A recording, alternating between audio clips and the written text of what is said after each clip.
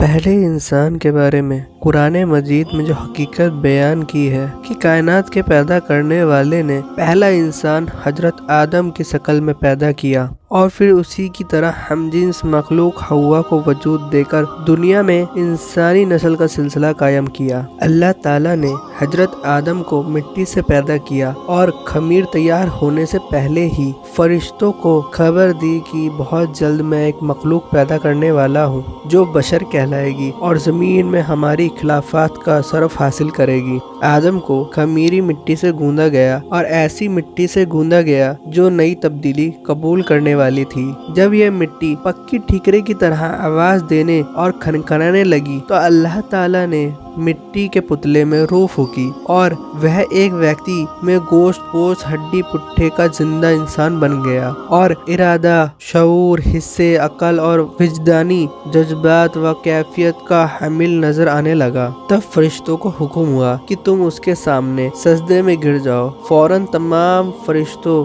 نے ارشاد کی تعمیل کی، مگر ابلیس یعنی شیطان نے گھمنڈ اور سرکشی کے ساتھ صاف انکار کر دیا۔ اللہ تعالیٰ غیب کا علم رکھنے والا اور دلوں کے بھید تک جاننے والا ہے اور ماضی، حال اور مستقبل سب اس کے لیے برابر ہے، مگر اس نے امتحان و آزمائش کے لیے ابلیس سے سوال کیا، کس بات نے تجھے جھکنے سے روکا جبکہ میں نے حکم دیا تھا؟ ابلیس نے جواب دیا، اس بات نے کہ میں آدم سے بہتر ہوں، تو نے مجھے آگ سے پیدا کیا، اسے مٹی سے۔ شیطان کا مقصد یہ تھا کہ میں آدم سے افضل ہوں، اس لیے کہ اللہ نے مجھے آگ سے بنایا اور آگ بلندی اور بہتر چاہتی ہے، اور آدم خاکی مخلوق، بھلا خاک کو آگ سے کیا نسبت؟ میں تمام حالتوں میں آدم سے بہتر ہوں، اس لیے وہ مجھے جلدی سجدہ کرے، نہ کہ میں اس کے سامنے سجدہ کروں۔ مگر بدبخت شیطان اپنے گھمنڈ میں چور ہونے کی وجہ سے یہ بھول گیا، جب تم اور آدم دونوں اللہ کی مخلوق ہو تو مخلوق کی حقیقت خالق سے بہتر خود وہ مخلوق بھی نہیں جان سکتی۔ وہ اپنے گھمنڈ اور غرور میں یہ نہ سمجھ سکا